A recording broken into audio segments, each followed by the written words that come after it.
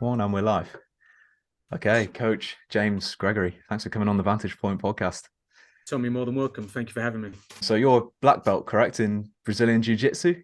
That is correct. Yeah, that is correct. I'm indeed a black belt. I prefer to say Gracie Jiu-Jitsu because of the lineage I come from. But Gracie Jiu-Jitsu, Brazilian Jiu-Jitsu, we are essentially talking about the same thing. It's a little bit of a sort of like a historical perspective. So yes, that is absolutely correct. Right. So how are they different exactly? And then how would you define Brazilian Jiu-Jitsu as opposed to other forms of martial arts, just for people who have no idea what either of those mean? Yeah, for sure. In terms of Brazilian Jiu-Jitsu and Gracie Jiu-Jitsu, I wouldn't necessarily say that there is a difference. I'd say it's more to do with the lineage you learnt it from. I'm very lucky in that my foremost instructor, a gentleman called Eddie Cohn, he is directly lineaged under Royler Gracie, and of course he under Elio Gracie, who is considered one of the sort of like the forefathers of Brazilian Jiu-Jitsu. Him and his brother Carlos Gracie are the men most responsible historically for that art. So it's just a lineage thing for most of us, I think. But you know, for those that matters to, it's kind of worth mentioning. Brazilian Jiu-Jitsu is really just the name given to the art of Jiu-Jitsu taught in the Brazilian style, and maybe I'll talk a little bit about the history of that to answer your second question. So, how is it different from regular jiu-jitsu? In some ways, it's not about necessarily technique. It's more about the path to where that's come from. So, as I understand it, and I'm no expert in history, but as I understand it, historically, jiu-jitsu in Japan evolved from samurai empty hand techniques. At the turn of the 19th century, that was influenced by a man called Kano, and he developed what he referred to as judo, or what is now referred to as judo, which was originally just described as his style of jiu-jitsu. He had a number of students who traveled across the whole world, across the planet, and taught his style of jiu-jitsu, judo, to a number of individuals. One of those individuals ended up in Brazil. He taught a family of brothers, and they were the Gracie brothers, and thus Brazilian Jiu-Jitsu. So yes, it is a historical thing. What's interesting about that is it's very much judo before the influence of Olympic rules. So there's more emphasis, although it has a lot of the same techniques as judo, there's more emphasis on the finishing techniques than necessarily purely the throws. Whereas in Olympic judo, you can win by throw. In jiu-jitsu and submission grappling, you can throw for points, and you can often win on points, but a submission trumps all. So the fight will continue until the submission. So it's stylistically a slight difference, but it's a lot of the same techniques. Talk to me about what it took then to obtain a black belt. What's the process that you had to go through? Talk me through it to move your way up through. I assume you had to get each individual belt on the way. You can't just fast track it in any way, I assume. How do you get a black belt? There are certainly no fast tracks in Brazilian Jiu-Jitsu. Right. I think that Jiu-Jitsu is a little unique in that it doesn't have many belts. There are only, at this stage, there are 4 belts. There is a white belt, which is not really considered a belt because it's the belt you just have when you start. It's something to tie your waist, really. There's the blue belt, the purple belt, the brown belt, and the black belt. There are grades in amongst that. We have stripes that represent levels within that. So for example, you could have a blue belt with 1 stripe, 2 stripes, 3 stripes, and 4. Purple the same, brown the same.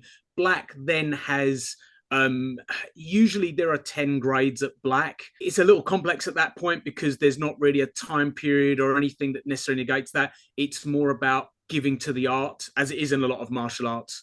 So teaching ability comes into it, things like this. So I talk a little bit about my journey with it. So I discovered the jiu-jitsu back in 1996, a long time ago. And I saw it as a lot of people did at the time, or Brazilian Jiu-Jitsu this was at the time, within some of the first UFCs. I didn't see the first UFC. I was a little young for that. But I saw a grainy VHS tape of, I think it was UFC 2 that I actually saw. And the man in that was Royce Gracie. Coincidentally, the brother of Royce Gracie, my instructor's instructor. So it's a funny old world how that works out. And so I saw the techniques. I had done martial arts for most of my life at that point. I've done competitive martial arts since I was 12, which is a long old time ago now. And it certainly influenced me straight away. I could see the effectiveness. I knew instantly it was something I wanted to learn. And at that time, at least here in the UK, there wasn't really anywhere to learn. It wouldn't be until the sort of like the early 2000s, mid 2000s, where I got full instruction. And I was very lucky in the, I think 2008, maybe 2009, I started training under my formative instructor, Eddie Cohn, and I was with him from blue belt. I did achieve a blue belt before that, but I was with him from blue belt all the way to black belt, and working through those grades under, his guidance. His system was really good. Black belt was for me a formative test, but the key points, particularly with the way Eddie teaches it and the way the Gracie family teaches it, a black belt instructor needs to be able to also teach and instruct. So, if you will, right, a blue belt might be about competency. A purple belt might gain, and this is there's more to it than this, but I'm trying to be reasonably brief. A purple belt might be the ability to not only apply those techniques individually, but in combination. A brown belt should show efficiency, combination, fluidity with those. A black belt should have all of those features, but also be able to understand, express, and show someone else how to do those techniques. So as a very brief overview, that would be the belts and probably the way I went for it. And certainly my black belt test was over the course of really a number of days, looking at, not just can I do a technique, can I do it efficiently, can I apply it resistively, but also do I have some ability to teach? And that's certainly, what sets out, certainly the way my instructor has taught me is to be able to teach as well. And it's really important. Right. So do you find that you're still learning while teaching now, because you take on much more of a coach role? Is that mostly what you do now, is coach other people? And while you're doing that, do you still learn stuff? Absolutely. So yeah, my main role now as a coach, I did compete a little bit towards the lower belts. I didn't compete much. I had a lot of other responsibilities, and I started teaching reasonably early. Would I have liked to have competed more? Maybe. I'm not so worried about it now. But certainly that there is something in that. I will say that I think there is some use to competition, and that is often in most jiu-jitsu schools. It is encouraged because it is a hell of a pressure test, competition. I wouldn't necessarily say competition is the be all and end all. It's not for everyone. There are certain students that come in that it's not going to be as applicable for, but there is use for that. So I will say that that is useful. Your question was, really my role as a teacher. Yes. And do I learn from it? Yes, very much so. There is a concept called the coaching eye. It's actually something from the fitness industry, this concept. And the idea is that by learning, and then by teaching, we complete, or we start to complete, because I think complete's quite, complete is perfection, isn't it? And striving for perfection is one thing, achieving it is something else. But by learning, by doing, and by teaching, we start to complete the circle of understanding. So, for example, I find a lot when I teach now that I may have understood something in maybe a physical sense. My body knows how to do it, but I've never had to articulate that, and therefore you don't necessarily realize you know what you know. But by teaching, I might get an appreciation for that, and therefore, that absolutely develops my understanding. And I think there's a lot to be said about connecting the sort of like the physical with the mental. For me, and I can only talk about my experience for this, for me, I connected a lot more physically before I connected mentally. And what I mean by that is my body was in tune enough, sensitive enough, good body awareness enough that I would understand something with my body before I would understand and comprehend it with my mind. And teaching does fill in those gaps without a doubt. Yeah, that makes sense. Makes a lot of sense. Talking things through and finding a way to articulate something so that, not only they can understand it better, but you can understand it better as you say it, essentially. They say you can't, you're not really an expert on something unless you can explain it in layman's terms. And it sounds like that's what you've been able to do. Yeah, I think it's very useful because a lot of the time students might challenge you in a way with a problem that you may not have experienced yourself, and therefore your problem solving comes back into it. And you think, well, you think back maybe 10 years ago when you were just learning the same thing. You think, well, actually, yeah, no, I haven't mentioned that because I've done it so many times that I forget that it's a thing. The Bruce Lee, I like a lot some of the quotes for Bruce Lee. He wrote a very interesting book called The Tao of Jeet Kune Do, and one of the quotes is, to the beginner, a punch is just a punch, a kick is just a kick. To an intermediate, a punch is the timing, the execution, how you hold your hands. But then to an expert, a punch is just a punch and a kick is just a kick. And that disillusion of sort of like technique, that is absolutely the process. That sort of like initial is what it is. Then the complexity of like, I have to make it very specific. And then the refinement of that when it's no longer it is just as complex, but its complexity doesn't you don't shy away from that complexity anymore. You're like, yep, it is what it is. I've done it so many times. I'm prepared for that complexity, and that's a beautiful thing. Yeah, talk to me more about you mentioned like 10 years ago or so when you started, when you got into it, like when you first walked into an MMA style gym, martial arts style gym, and what would it be like for someone who's new to martial arts to walk into that gym for the first time? Is it a scary experience? Yeah. Is it intimidating? Is it welcoming? What's it like? What's the vibe like? How would you describe it to someone new? I'll be honest and say that I think the vibe in a gym is quite unique to the gym. And I think the instructors and the individuals in that gym build that culture. Something I am very aware of, because I came from a traditional martial arts background. And when I say traditional martial arts, I did competitive karate. And I started that at a young age. I did that since I was 12. And that was very much coming up as a kid doing martial arts. And it was kind of like a fun environment. And there was a bit of competition, but it wasn't full contact. There wasn't, you weren't getting really injured and stuff like that. Then coming into MMA style gyms, it's often a very competitive environment, and that can be very, very different. And it was a bit different from me to the first time I walked into a competitive gym. I've trained at a lot of gyms, and the gyms that I trained at originally wouldn't be the gyms that necessarily I would train at now, I'll be honest.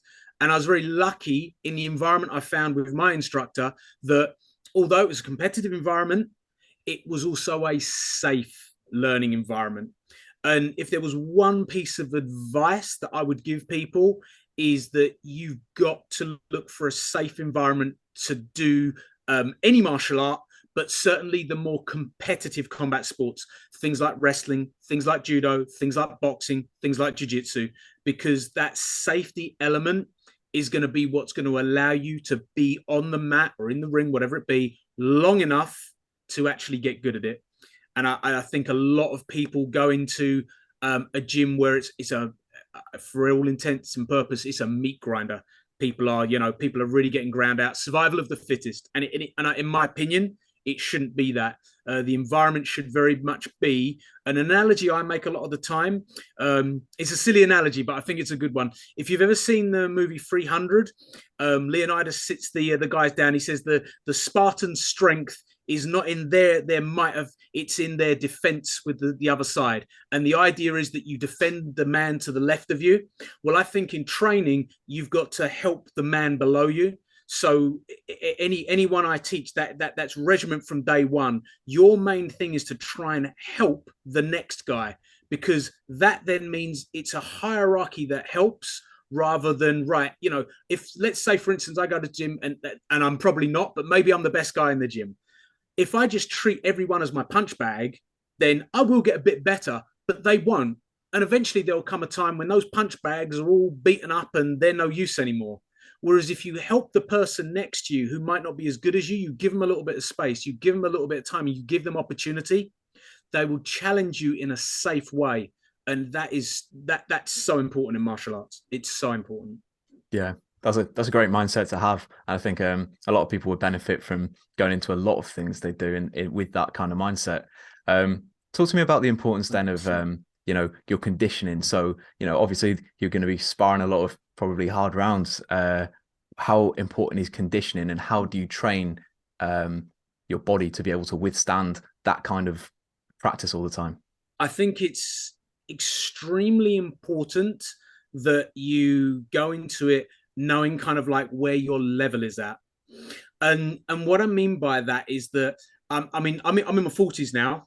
I'm ashamed to say, but I'm in my 40s now. And if I was starting martial arts at this age, I cannot expect to go in with the same youth, vigor, and recoverability as a younger man. Also, if I'm a guy that's I've had a history of fitness and I'm physically strong and capable, it's going to be very different from someone who comes in deconditioned and not able to have that lifetime of fitness or recovery.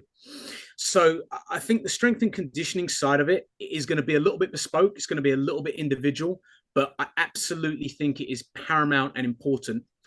If you've got particularly a stronger body, if you've done an amount of, strength and conditioning, if you have a average, you want to have an above average level of strength capacity. Now, I don't think that's necessarily going to make you better at doing martial arts. Technique really does, it does rise above these things, but it is going to make you more resilient to the sessions.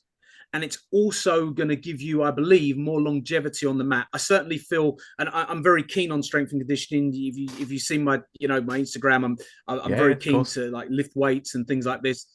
I think this is incredibly important for anyone in any walk of life. I think it's probably as important as martial arts in some ways. But certainly for someone who wants to do martial arts, yes, it's very useful. There is a difficulty, and I think it would be prudent to talk about that in here, is that if you are doing a martial art to a high level and you're training a lot, recoverability becomes a thing. I see a great deal of people, personal trainers and otherwise, they take someone who's training martial arts at a nearly full-time clip, and they're like, right, we're going to give you a load more strength and conditioning. And they train them like a personal training client. They give them like 4 or 5 workouts a week with a split routine and stuff like that. I honestly, in my experience, that is often the thing that tips people over into overtraining. It's too much for most people. So I feel that conditioning for martial arts, and this may be controversial, but I think it should actually be very simplistic. And I think it should focus on what I think most people refer to as minimal effective dose. The smallest impact you can do to gain the benefit. And the benefit really wants to be improvement in strength initially. The factor that you're probably not going to get in the gym, you're going to get what we refer to as mat strength, which is usually your strength against a physical person in those positions. But the general expression of strength is best trained in the gym without a shadow of a doubt. And then you can apply that strength in the martial arts setting. And in my opinion, the way to do that, as little dose as possible, as fewer exercises as possible to just drive that figure up. And that should usually be, in my opinion, compound lifts, the basic slow compound lifts, squats, deadlifts, pressing, maybe power cleans, things like this. Simple, few choices, and driving that strength factor up. Yeah, absolutely. That makes sense to me. And I've heard, I saw John Jones famously took a long break to focus on powerlifting. Turned out it was actually pretty good. But interesting that someone at that level of the sport would turn to powerlifting of all things, midway through their career. And there's clearly a benefit with that. I think compound lifts, like you say, practicing those big 3 can translate to all sorts of other walks of your life. Now, tell me, what are some of the holistic benefits that you see, maybe from your own experience or from your students? How does practicing martial arts benefit you maybe mentally, or even the physical changes? What do you see? What's changed in you? Yeah, I mean, I'm lucky in some respects to have found martial arts at a reasonably young age for a guy. I talk about guys a lot because the majority of my students are guys, but I say guys and I mean anyone. You know, it could be girls or guys, but I honestly believe for any young person today, we live in a very interesting time, and I think everyone would agree with this. We see extremes. We are in a very polarized society in terms of opinion, in terms of lifestyle, in terms of a number of things. The humility and the grounding of practicing a physical martial art is so useful, because it really shows you a reality of things, an undeniable reality. That can be shocking to a lot of people. I've seen people, have had people come to training sessions before, and there's a number of people who you know, they want to try it out, they want to test it, and they come away from it and it's not for me, because it's too much of a reality check to their own you know, vulnerability, whatever it be. But I actually think that that's a very beneficial process. Now, I don't think that people should be getting hurt. I don't believe in the sort of like, oh, you know, you had a boxing round, you come out with a bloody nose and broken teeth. I'm not talking about that. I'm talking about the idea that you realize that, you know, physically you have a level of capability. Other people have a level of capability. That might be more than you, that might be less than you, but it really gives you that grounding. It gives you a sense of achievement, but also a sense of humility, because very rarely on every day are you going to be the best of the best. I always say that even, you know, any great champion in any combat sport, they can lose on a bad day. You know, you can. There's many examples of that. I think it's Tyson. Was it when Tyson? Was it Buster Douglas when Buster Douglas? Yeah, Buster. Yeah, a classic example. You know, in mixed martial arts, we've seen that happen many times again. Maybe George St. Pierre and Matt Serra. Not to take, both athletes are superb, but at the time, I think everyone would have said that that was a real underdog situation. Anyone, you know, anyone at the top can lose, and I think that's a very grounding thing, and it's a realization you'll have in martial arts. I'd go further than that and say, you know, a little bit my own journey and the journey I've seen in a lot of my students. That mental aspect.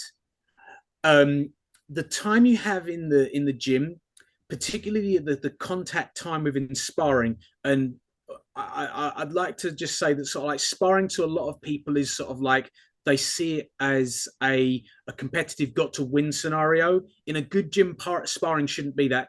My analogy for sparring is the levels of it would be like conversation, debate, argument, blazing emotional row. Well, a blazing emotional row would be a fight, just raw, hurt each other. An argument, well, that might be, you know, a you know, a competitive match. I'm gonna get my point across. Whereas sparring should be more like a debate. I'm gonna put my point across, and I'm gonna allow you to put your point across. We're gonna come to a resolution based on our intellect, and in sparring, it's physical intellect. Does that make sense? So that's an analogy. It's an analogy I really like.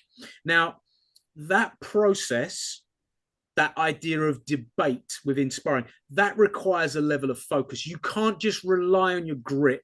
You can't just rely on your aggression. You're actually trying to control those aspects, and that offers you mentally such a powerful thing, because it allows you to react in any environment, whether it be in martial arts, whether it be in real life. It allows you to react with intellect.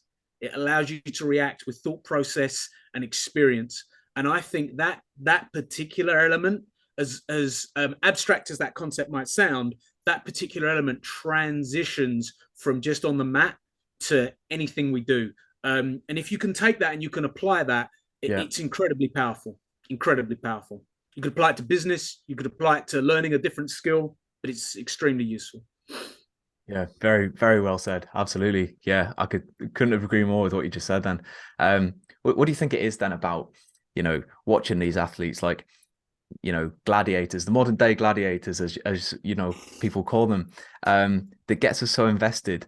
Do you think it's because there's something within us, you know, as humans, that there's something that needs to have that sort of competitive, maybe maybe what would be considered quite negative aspects of who we are that we need to release in some way. Do you think martial arts training is the answer to that, where you can do it in a sort of almost controlled environment, in a healthy competitive environment, to work on that part of your mind that otherwise, with the way sort of society is and social standards, you've got to respect people who might not necessarily deserve your respect, or at least that's how it feels when you're in some company, you're working some job you hate, and you got all this resentment that can build inside you and lead to maybe crime or bad behavior. Do you think martial arts is a way to combat that? Yeah. I mean, they're excellent discussion points. I could probably talk about them for months. They're superb discussion points. I think that so your first part of that question was, what draws us to it. I think there is a natural competition in amongst people, and I think you can deny this natural competition until it's staring you in the face. I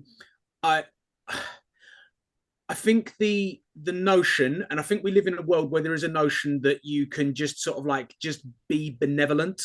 And I think that, there's a number of psychologists who put this very well, without having, and I'm going to paraphrase someone probably far smarter than me, without having the capacity of violence, benevolence has no value.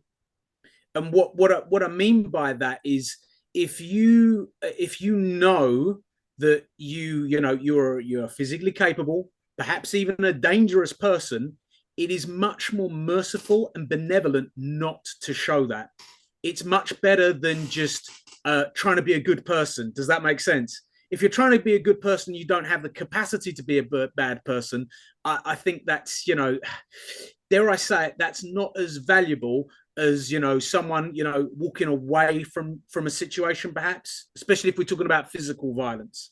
Yeah, makes sense. Yeah.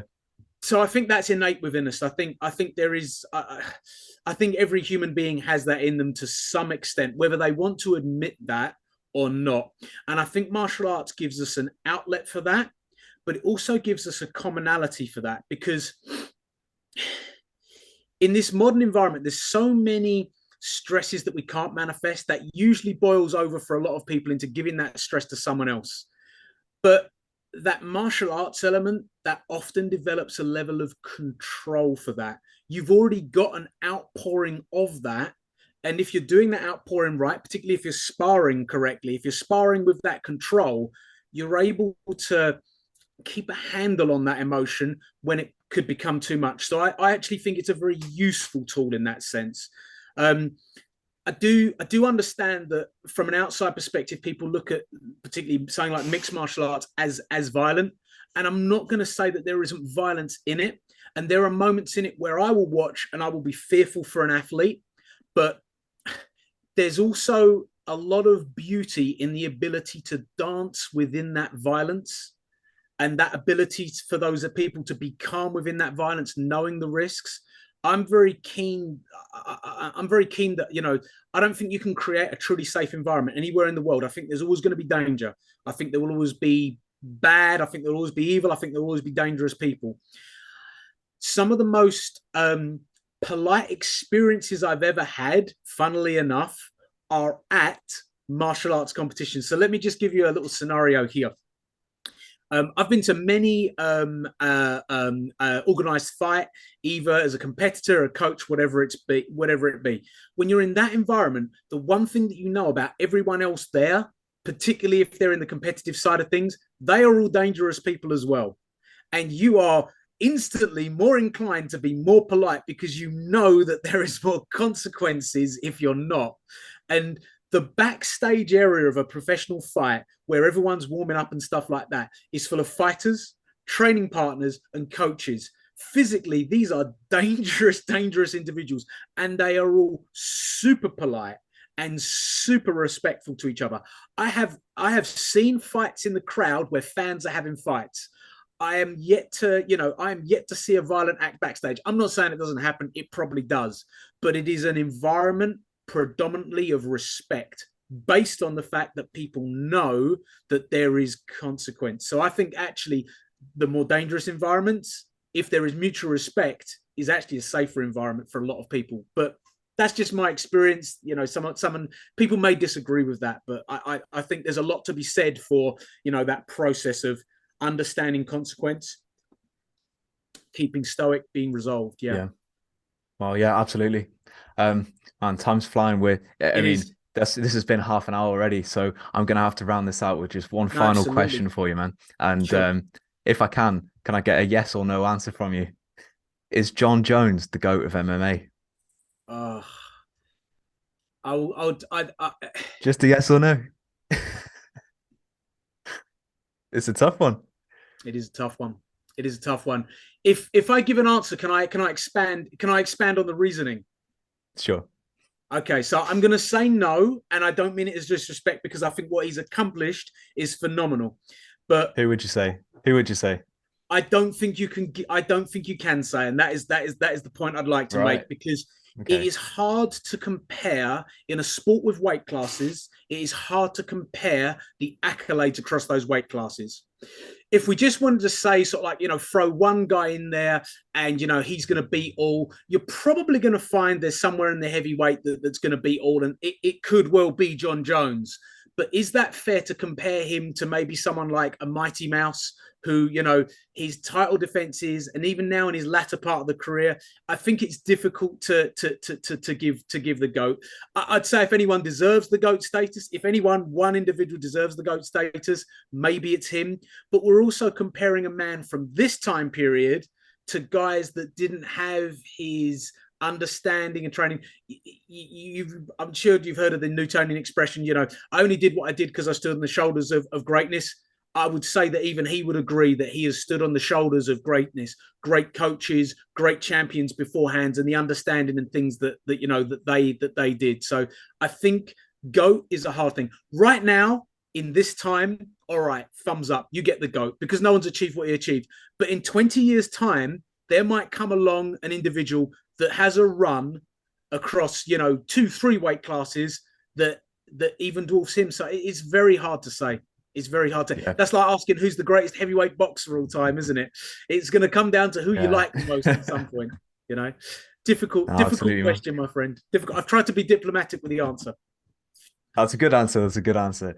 Okay, man. That's all we've got time for today. Unfortunately, you've been awesome. Thanks so much for coming on the Vantage Point podcast. I really appreciate it. Thank you very much. Appreciate your time. And yeah, we'll do it again with another subject, maybe at some point or something. It's great.